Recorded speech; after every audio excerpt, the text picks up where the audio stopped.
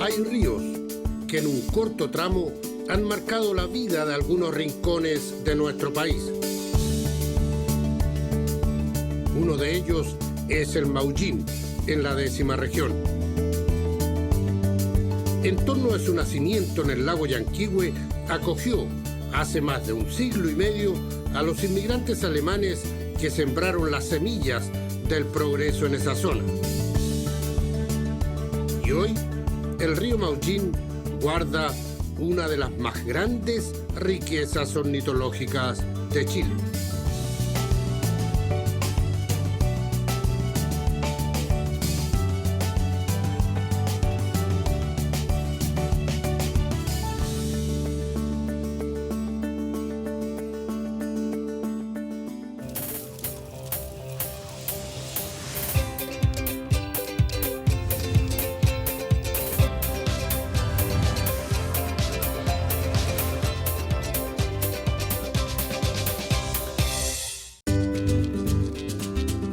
Aunque parezca mar, lo que vemos es ni más ni menos un río. Se ubica en la provincia de Llanquihue, en la región de los lagos, y se llama Maullín. En este sitio, junto al antiguo pueblo de igual nombre, avanza hacia el océano tras recibir las aguas de los ríos Negro, Calabozo, Gato, Peñol, Cariquilda y Quenuile, entre otros. Pero nuestro recorrido hoy lo iniciaremos en el extremo opuesto, en el nororiente, precisamente donde se origina el río Maullín. Y para eso volaremos hasta el lago Llanquihue. Este es el lugar exacto en el que nace el río Maullín. Por lo tanto, aquí se produce el desagüe del gran lago Llanquihue. Después del último verano extremadamente caluroso que afectó a toda la zona sur, el caudal, como se puede apreciar, es bastante escaso. Pese a ello, el río logra recorrer 80 kilómetros, pasando por 5 comunas: Llanquihue, Puerto Aras, Puerto Montt, Los Muermos y Maullín, lugar en el que finalmente desemboca en el Océano Pacífico. Junto con las aguas del lago Llanquihue que lo alimentan su origen, el río Maullín fue testigo de la gran epopeya de la colonización alemana que imprimió aquí sus huellas de progreso y desarrollo. A partir de 1852, los colonos germanos, a instancias de Vicente Pérez Rosales y Bernardo Filippi, se abrieron paso en la selva para labrar la tierra y levantar pueblos y ciudades como Frutillar, Puerto Varas y Llanquihue, en el caso de la región de los lagos. Hoy son polos de creciente desarrollo agrícola y ganadero y cunas del floreciente turismo sureño. Sobre una colina en Totoral, mirando al lago Llanquihue y al río Maullín, un monumento que reza a nuestros antepasados recuerda a los inmigrantes. Este monumento es antiquísimo, pero para el terremoto se cayó, el terremoto 60, y se volvió a construir otra vez con las placas ahí donde están todos los nombres de las personas que llegaron en 1852 aquí a esta zona. Claro, aquí se recuerda también a los promotores de la colonización, Vicente Pérez Rosales y Bernardo Filippi, pero vemos que en una de las placas la lista la encabeza precisamente su antepasado. Mi tatarabuelo, sí, está él ahí. Bueno, no es coincidencia nomás, después él va por abecedario, entonces le tocó estar de primero. Mi bisabuelo llegó de 15 años. Sí, mi bisabuelo nació en Alemania y llegó con el tatarabuelo.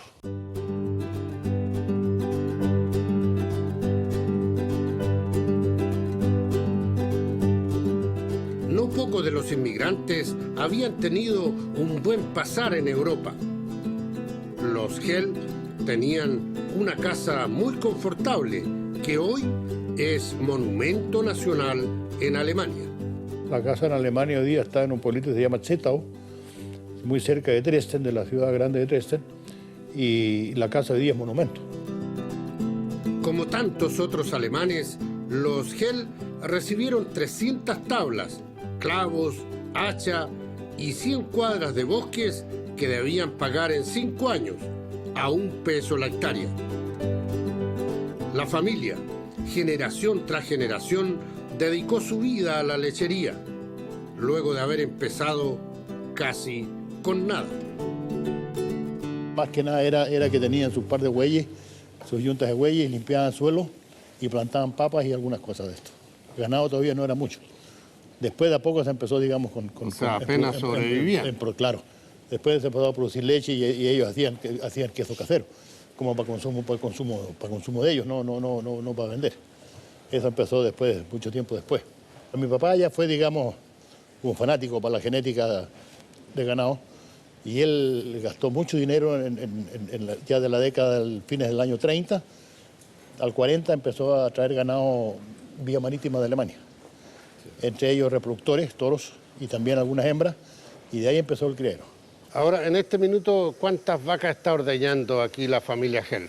Aquí en este momento hay 194. Como estas van naciendo en este mismo lugar, en el mismo campo, ¿usted logra saber cuál es cuál? Por ejemplo, ¿le van poniendo nombre y Sí, se claro, las conoce por el nombre? Claro, todas tienen nombre. ¿Y usted se la conoce por el nombre? Claro que sí. ¿Sí? Sí. Ahora, por ejemplo, la que están atrás acá, ¿cómo se llama? Esa es la Guita, ¿Ya? esa es la Nora, la primera es la Perla, esta es la Hilda. ¿Y cómo la distingue? ¿Por las manchas? Por las manchas, sí.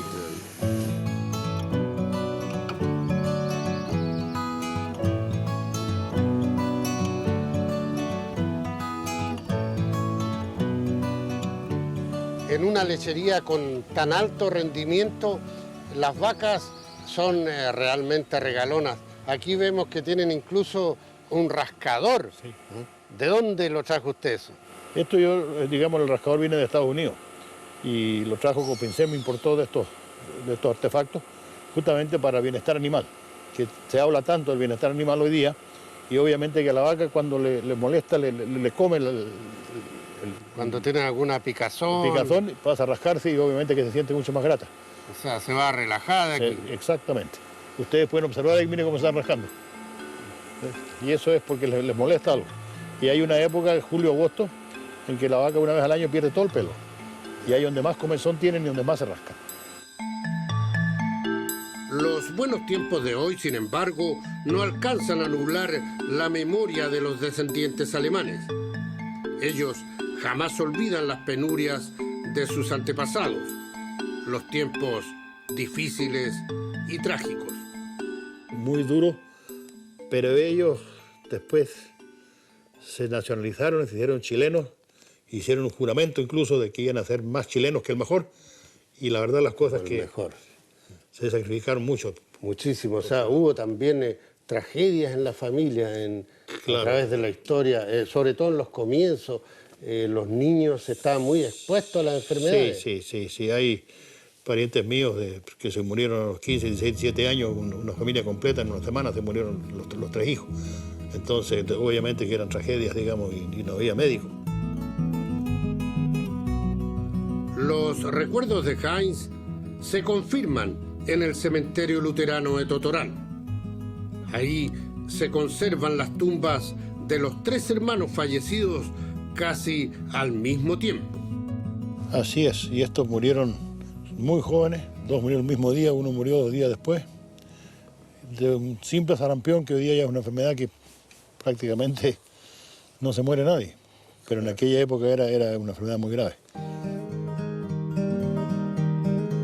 En este cementerio encontramos una rara coincidencia que revela que en nuestro país no hubo un solo Paul Schaeffer, sino 2. Uno, el tristemente famoso Cierto de Colonia Dignidad, y el otro está sepultado aquí. Murió a los 72 años y era también famoso como el carnicero de Yanquihue.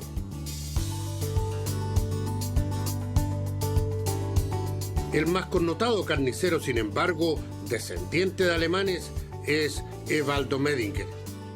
A sus 96 años sigue muy preocupado del funcionamiento de una actividad industrial y comercial que asumió a los 15 años de edad en una modesta carnicería luego de fallecer su padre, Lorenzo. A orillas del río Maullín, en un siglo de esfuerzo junto a sus trabajadores, la familia Medinger levantó una de las mayores empresas de este rubro en Chile. ¿Y cómo se logró eso, don Evaldo? Con el esfuerzo y sacrificio mío.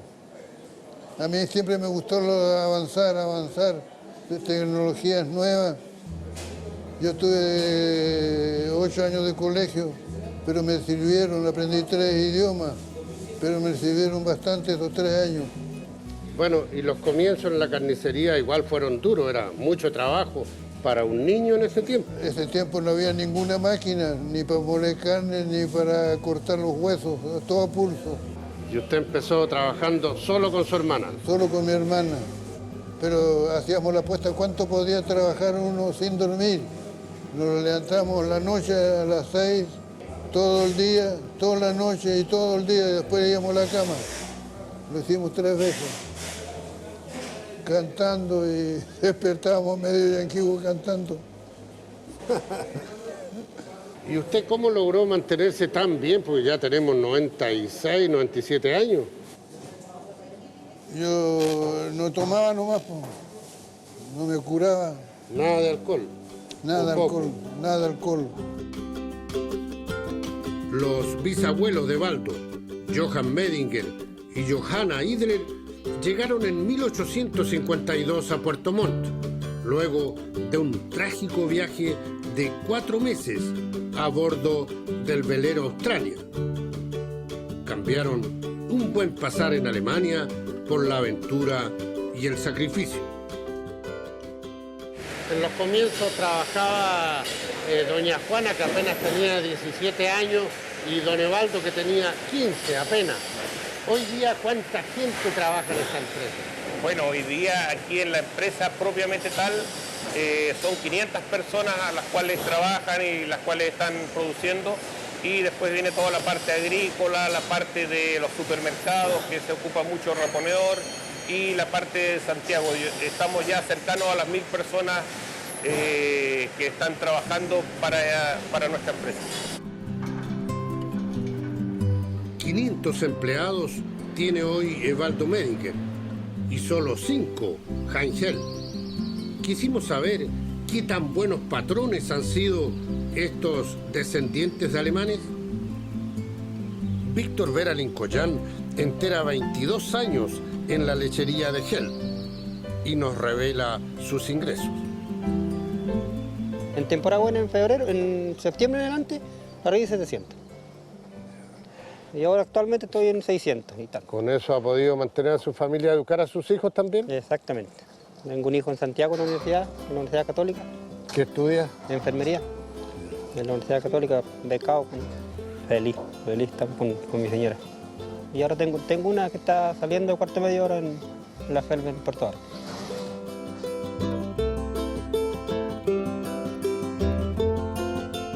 Mientras tanto, en la industria de los Medinger, Ramiro Vera Hernández también suma 22 años trabajando en el laboratorio de control de calidad.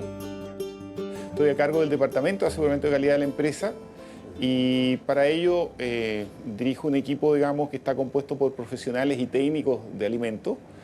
Y nuestra misión es cumplir, digamos, con el tema de la inocuidad alimentaria, es decir, que nuestros productos salgan seguros al mercado.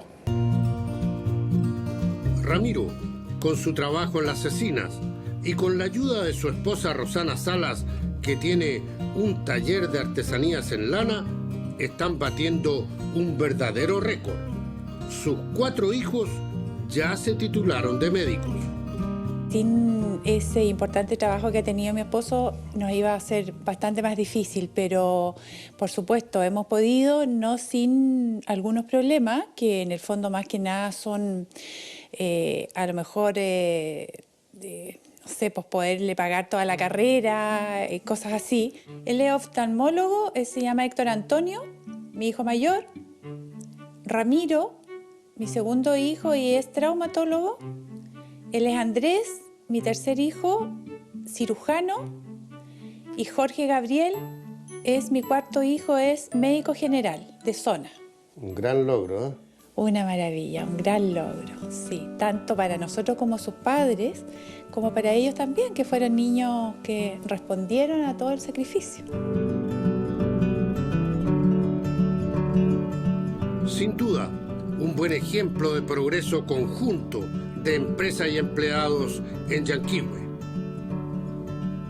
Entre los últimos colonos alemanes llegados en el siglo pasado figura August Begel. Amaba el entorno del río Maullín y no hubo fin de semana que no lo visitara con sus hijos. Había sido maquinista del crucero alemán Dresden y prefirió hundir su buque antes que entregárselo a los ingleses en el combate de Bahía Cumberland en Juan Fernández. Era maquinista, exactamente, sí. Y ahí se desempeñó todo el tiempo. Y después, bueno, cuando llegó el momento de hundir el barco en Juan Fernández, la Bahía de Cumberland, fue él uno de los últimos que saltó del barco después de abrir las Santa Bárbara, unas claraboyas, y poner explosivos en la torre principal. O sea, ellos hundieron su buque, no querían entregárselo a los ingleses. Exactamente, así es. Y bueno, lógicamente que en la bahía estaban los ingleses, en tremendos acorazados, el Kent, el Glasgow y el Oranta. Los sobrevivientes del acorazado ligero fueron recogidos por la Armada de Chile y conducidos a la isla Quiriquina. Estuvieron ahí hasta que terminó la Primera Guerra Mundial. Estuvieron como 3 años y medio, 4 años. Y durante ese tiempo, ellos que eran alemanes, tuvieron contacto también con los colonos alemanes que habían acá. Claro, exactamente, sí. Los días domingos eran realmente días festivos para los alemanes porque toda la colonia alemana llegaba a la isla Quiriquina. Los colonos llevaban cúgenes, tortas, mantequilla, queso y carne para los marinos. Y estos retribuían con lo suyo. Begel, por ejemplo, transformó una plancha de cobre en una artística tapa de metal repujado para la pila bautismal de la naciente iglesia portoarina. Al terminar la guerra, August Begel abrió la primera maestranza de Puerto Varas, todavía hoy en pleno funcionamiento. Tornos y máquinas llegaban de Alemania a Puerto Montt. Entonces no había camino, solo una huella en la selva hasta Puerto Varas. Esta maquinaria, por ejemplo, es de la época, es un gigantesco torno que yo me imagino que pesa a lo menos unas 4 toneladas. ¿Y cómo pudieron hacer llegar esto desde Puerto Montt? Porque allá llegaban los vapores. Exactamente, sí. Dice el papá que con bueyes y carretas tuvieron que sacarlo de allá del puerto de Puerto Montt y traerlo. Se demoraron, creo que 2 o 3 días en llegar acá. En esos años no había electricidad en Puerto Varas, entonces lo hacían funcionar primero con un locomóvil. Ya. Después con el locomóvil era un motor a petróleo. Y con eso se movía la maestranza, con un solo motor se movía toda la maestranza, todas las herramientas, todas las máquinas a través de transmisiones. Con polea. Con polea. Y las poleas tenían sus reducciones para llegar a la velocidad exacta en que tenía que funcionar el torno. Una de las secciones principales aquí de la maestranza era la herrería. Ya. Era una sección muy importante porque trabajaba un herrero o 2 herreros con sus ayudantes y hacían todo tipo de herramientas, aquí el gualato. Bueno, también mi papá se dedicó a hacer barcos. Ah, sí. En el lago Todos los Santos, por ejemplo, está el Esmeralda, y después un barco, el más moderno, es el Don Ricardo, que todavía funciona. Todavía... Eran vapores. Vapores, claro, sí. De los vapores que circularon por el río Maullín y el lago Llanquihue, solo quedan fotografías para el recuerdo. Y también restos de naufragios, como el del Colonia, hundido luego de una explosión de sus calderas frente al desaparecido puerto de Los Riscos, con el trágico saldo de 13 muertos. Y lo que sucedió fue que cuando salió acá del puerto, o no se dieron cuenta, o se les cayó el ancla, salió retrocediendo, echó marcha adelante y la cadena se enredó en la hélice. Y cuando encontramos el barco, que estaba más o menos a 25 o 30 metros de profundidad, vemos que está la cadena enredada en la hélice. Eso trabó el motor y como no tenía válvula de escape, válvula de seguridad, explotó el barco. Esto fue ¿Cuánta gente murió? 13 personas. Fue el año 15, fue en abril del año 1915 y murieron 13 personas. La verdad que fue un desastre familiar, el barco pertenecía a mi bisabuelo, era parte de la ruta que él tenía entre Bariloche y Puerto Varas.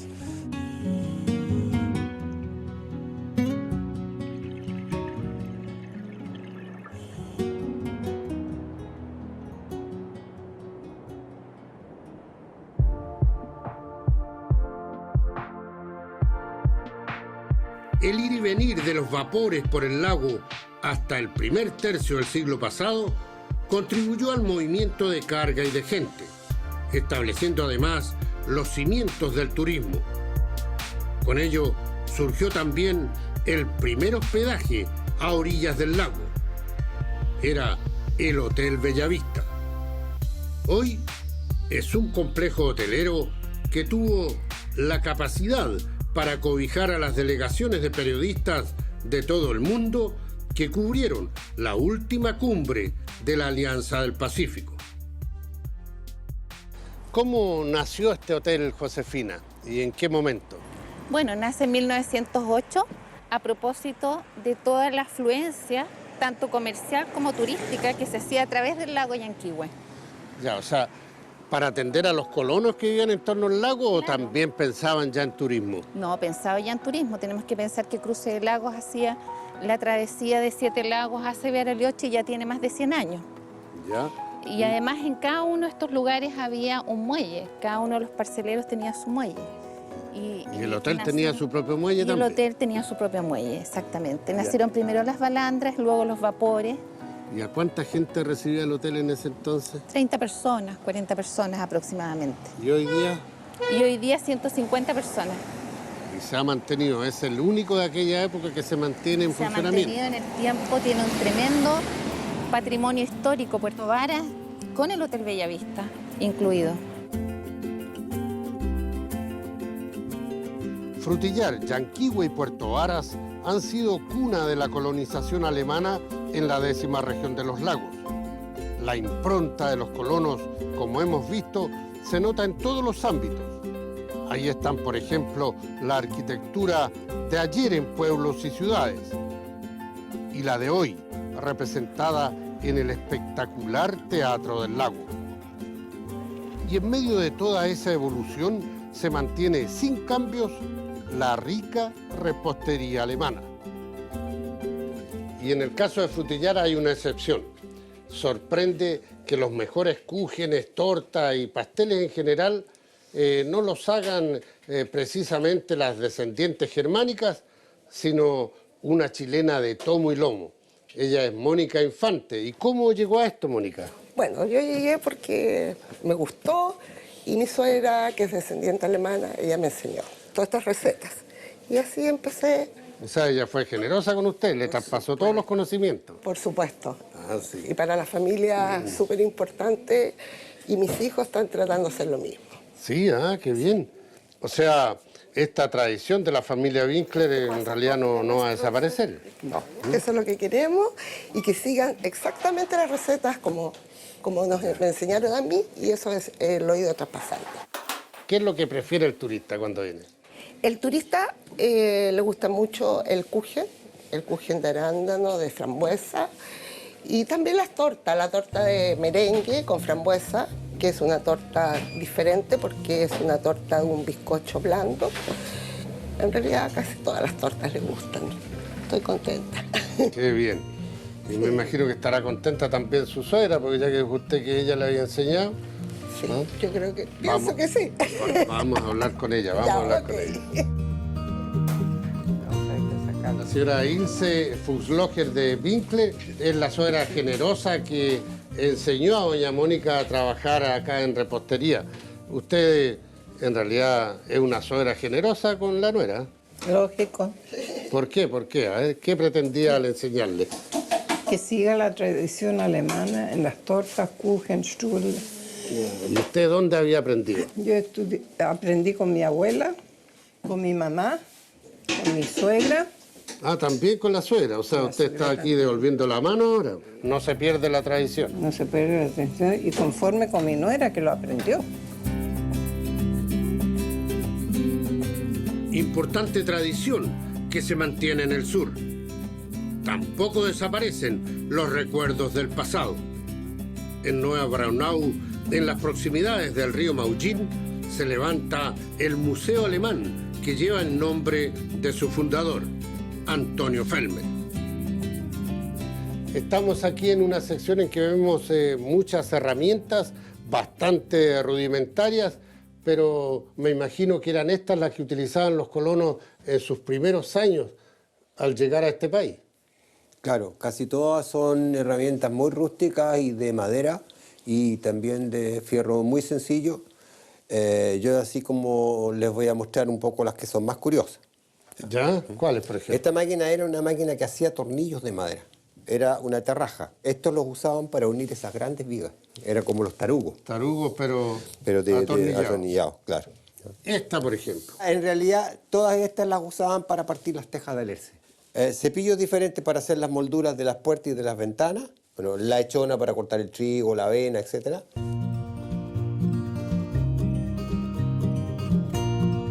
Y aquí tenemos una verdadera joya en materia de comunicaciones.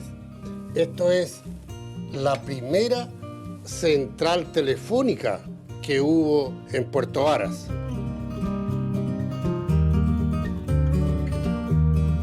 Avanzando por la galería hacia los pisos superiores, una completa colección de fotografías recuerda a los ancestros de Fellmer, que llegaron con Vicente Pérez Rosales. Ellos llegaron en el 54, eran mis tatarabuelos. Tuvieron 9 hijos. Ya.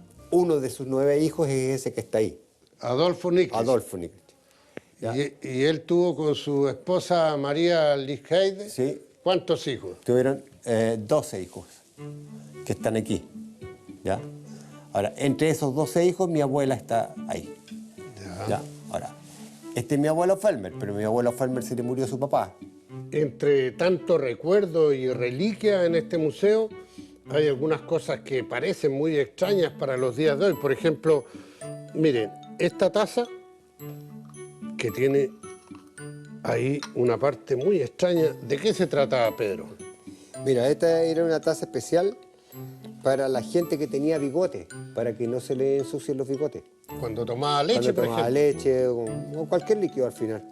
Claro, porque era para leche, para té, para chocolate, para jugo, para un consomé, para cualquier cosa. El chocolate o la leche le queda blanco aquí en el bigote. Así y con eso era lo para protegerlo, claro. Ya. Y estas maquinitas que se ven hartas en el museo, ¿para qué servían? Esa ahí máquina por lo menos hay una manzana. Claro, era para pelar manzana. O sea, ahora uno lo encuentra curioso porque normalmente uno pela una manzana con un cuchillo. ¿Ya? Pero en esa época no se pelaba una manzana, o 2 o 3 manzanas, se pelaban sacos de manzana, porque las manzanas se secaban para el invierno, para hacer los orejones. Para hacer postres. Claro, para los postres, para los kuchen y eso. Así, la gente tenía máquinas para pelar manzana porque era como demasiado. Y todas las familias eran muy numerosas, así que claro, tenían que pelar, claro, como dices tú, claro, sacos. Claro. A ver, ¿y esto funciona todavía? Sí, debería estar funcionando. Tú clavas la manzana, el cuchillo se va a acercar a la manzana y ahí la comienza a pelar. ¿Qué tal? ¿Qué les parece? Una curiosidad, pero muy eficiente, muy eficiente. Sí. Increíble que estas maquinitas que tienen 1 siglo y medio todavía funcionen, ¿eh? Sí. Todos sabemos que hasta el siglo pasado los varones se afeitaban con navaja o con este tipo de hojas. Pero, ¿cómo se afilaban las hojas? Bueno, esta maquinita solucionaba el problema.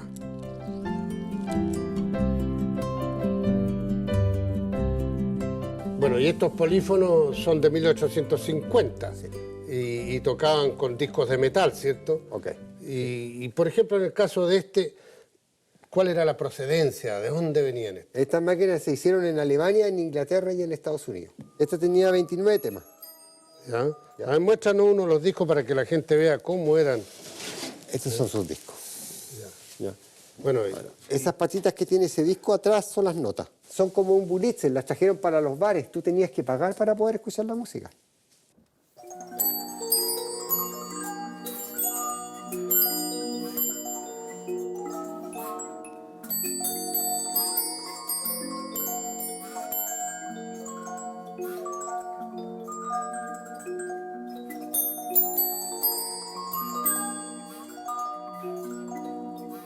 Hay una cosa que es curiosa. En todas las familias, los chicos tenían que aprender un instrumento. Era una obligación. Nosotros cuando éramos chicos teníamos que aprender un instrumento. ¿Ya? O era el acordeón, o era el piano, o era el violín, o era la armónica, pero había que aprender aunque no te gustara.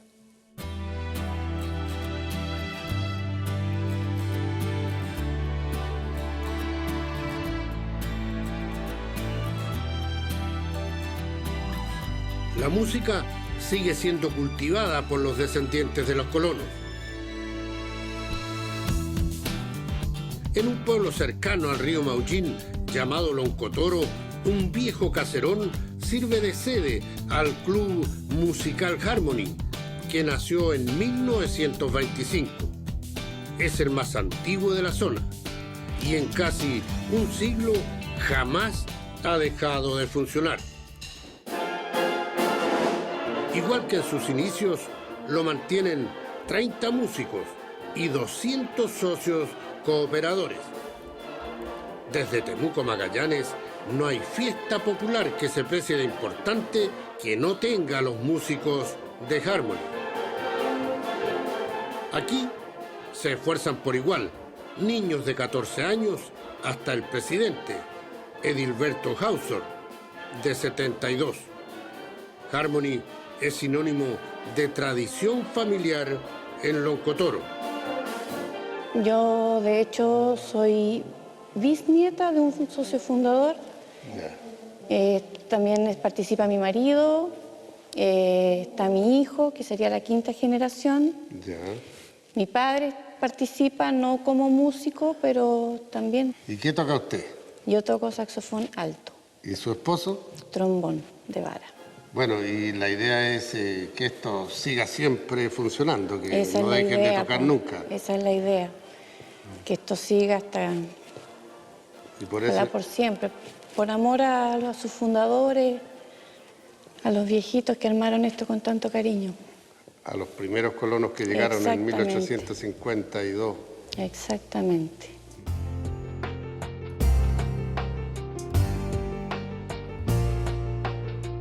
Nos alejamos del barrilito de cerveza para ingresar de lleno en el río Maullín.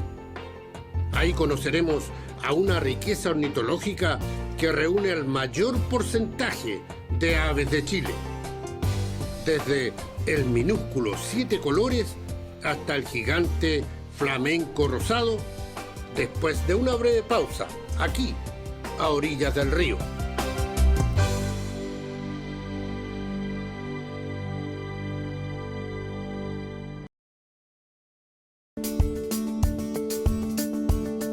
El río Maullín guarda un tesoro que solo unos pocos logran descubrir y disfrutar.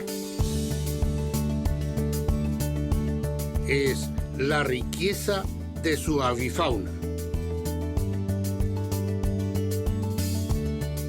Ya a escasos metros de nacer, la cuenca del Maullín, tapizada de matorrales y gualbes, facilita la vida de garzas, patos, cormoranes y guairabos. Y en medio del follaje se ocultan el cachudito, el huetehuete, el rayadito, el rum rum y un sinnúmero de otras especies. Pero hay aquí un ave minúscula que subyuga y parece hipnotizar a ornitólogos y fotógrafos de la naturaleza. es el Siete Colores. Aquí vemos a Niccolò Cantarutti intentando capturar una imagen del escurridizo Siete Colores y al parecer ya lo logró. Sí, yo creo que hoy día estamos con la tarea casi hecha. Ya. ¿Y por qué persigue tanto al Siete Colores? Bueno, como el nombre lo dice, tiene bastantes colores. Es una ave muy escurridiza, pequeña, y que la verdad que muy poca gente la observa a primera vista. Si tiene la suerte de ver uno, se tiene que dar por pagado el día. Con eso ya queda listo. Tenemos también varias especies de pato. Pato jergón chico, pato jergón grande, pato cuchara, pato rana, que son relativamente fáciles de observar. Estas pequeñas aves abundan en el naciente Parque Ornitológico del Maullín. Pero más abajo, el río y su entorno protegen la vida de decenas de otras especies. Aquí encuentran toda la alimentación que requieren. Estas escenas son un ejemplo. Centenares de pájaros se disputan un lugar para atacar a un cardumen de pejerreyes. Gaviotas y gaviotines, cormoranes y pelícanos disfrutan de la abundancia.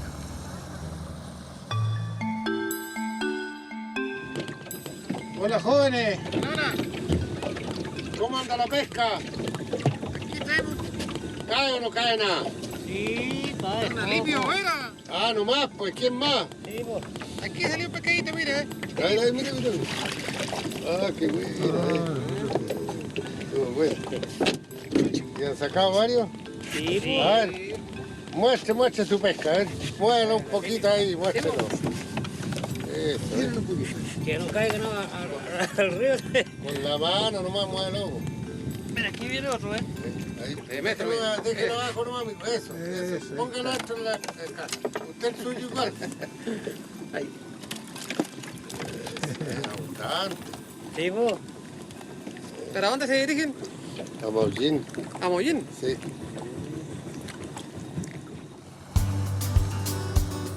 Nosotros ponemos proa hacia Maullín, hacia el pueblo.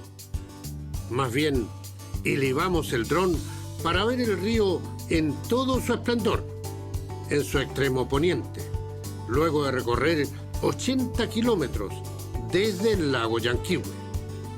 Ha sumado ya decenas de tributarios y parece un verdadero mar. Su belleza se acrecienta al tocar a un pueblo que suma 456 años de antigüedad y que se ubica en la ribera sur. Se llama San Francisco Javier de Maullín. En tiempos de la colonia fue parte del camino real que unía a Carelmapo y Maullín con Osorno y Valdivia por la costa. Fue, por tanto, el último bastión continental de los españoles. En la plaza, junto a los antiguos establecimientos comerciales levantados por inmigrantes sirios y palestinos, destaca la iglesia de Nuestra Señora del Rosario, con una imagen de 1602. Presenta estilo neogótico, con una gran torre campanario y cubierta con calaminas similares a las utilizadas en las salitreras del extremo norte. Maullín hoy es un pueblo pujante de 5.000 pobladores que viven del mar y del campo, pero que ya piensa en el turismo por las bellezas de su entorno. Ya vimos parte de este pueblo sureño 4 veces centenario. Ahora comenzaremos un recorrido por los humedales del río Maullín y lo haremos a bordo de una embarcación facilitada por la Asociación de Sindicatos de Pescadores de la Caleta de Quenuire, también de esta comuna.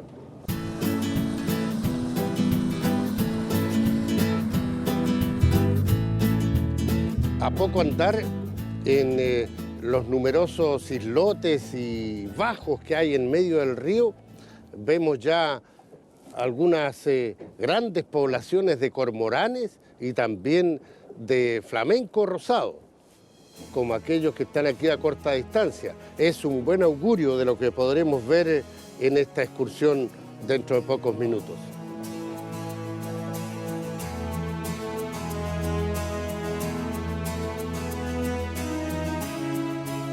En julio del 2016, los humedales de la comuna de Maullín fueron integrados a la red hemisférica de reservas para aves playeras. Sus dos últimos alcaldes, Juan Cárcamo y Jorge Westermayer, han sido promotores entusiastas de esta riqueza. Sí, efectivamente es un anhelo grande que hemos estado desarrollando en todo este tiempo, de poco a poco, paso a paso, ir dando a conocer nuestra comuna y sobre todo ir permitiendo que se comiencen a generar rutas que tengan por finalidad precisamente la ornitología. Aquí desarrollamos un encuentro nacional de ornitología que ya va en su 7º año, donde vienen tanto extranjeros como nacionales a practicar este hobby para algunos, pero para otros también es una incursión también científica porque permite desarrollar estudios y saber y proyectar qué es lo que está ocurriendo con estas aves que son tan importantes para nuestros ecosistemas, especialmente de humedales y los ríos. El avistamiento de aves comienza a convertirse en atractivo internacional y surge como alternativa laboral para los hombres de mar en Maullín. Mientras tanto, la Universidad Santo Tomás desarrolla nuevas alternativas de trabajo y vida para esos sectores costeros. Después de una breve pausa, aquí, a orillas del río.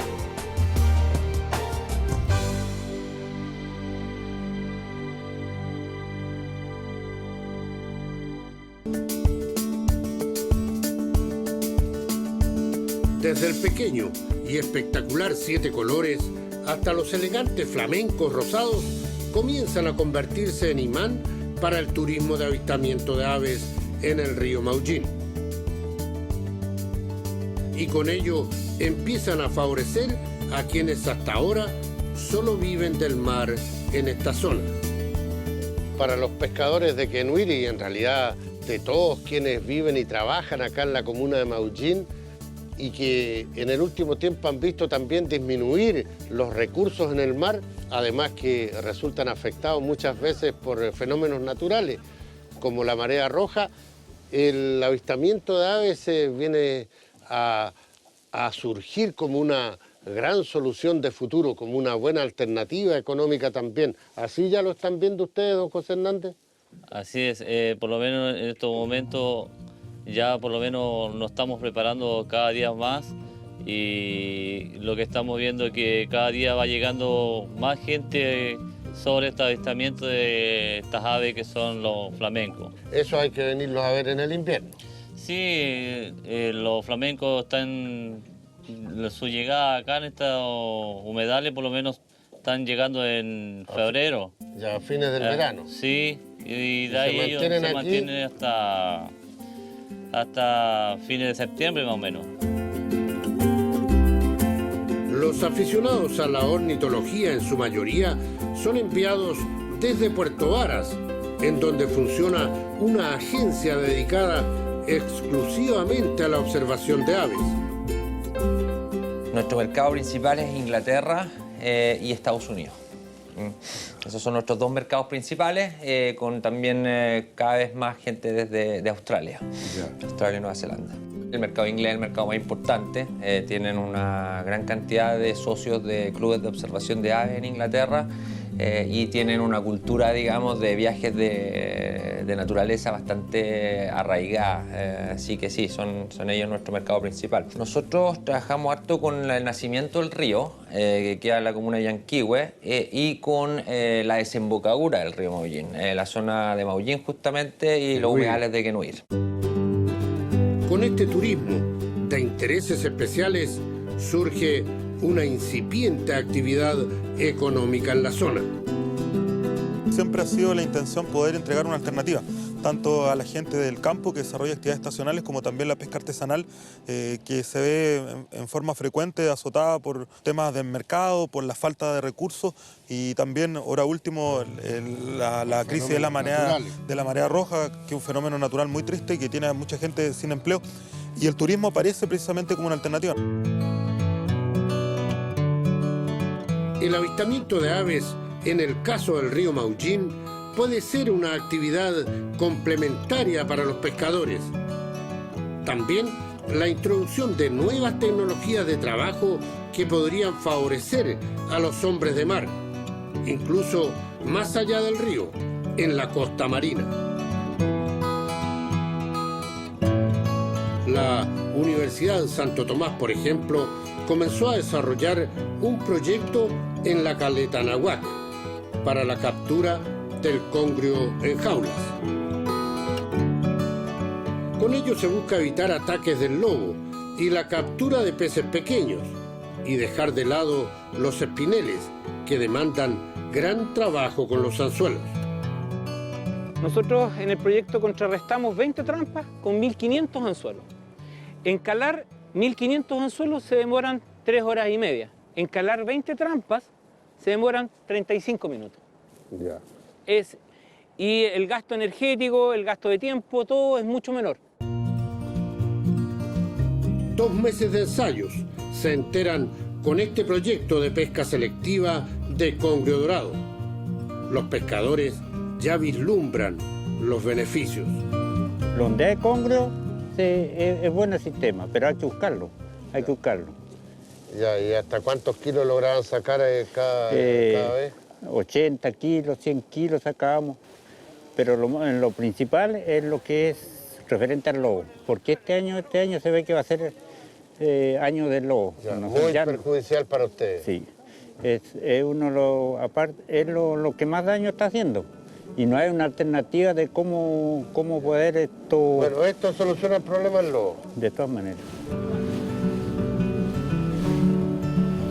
Es un problema que hemos tenido durante este último tiempo, que con los espineles el lobo ataca, hace pedazos los materiales de pesca, se come la producción, y esto evita también que suceda eso. Por lo tanto, por donde se le mire, es un buen proyecto y es una buena alternativa que los pescadores lo están tomando con mucho entusiasmo. El director de este proyecto, Alberto Augsburger, de la Universidad Santo Tomás, cree que muy pronto comenzarán a transferir esta tecnología. ¿Qué significa transferir esta tecnología? Significa que podamos aprovechar mejor el recurso, podamos tener mejor calidad de recurso, podamos mejorar la rentabilidad de la pesca artesanal, podamos proteger desde el punto de vista ambiental, evitando captura de especies no deseadas y mejorando también el tamaño de las especies a capturar. Así que yo creo que las proyecciones son interesantes desde donde se miren.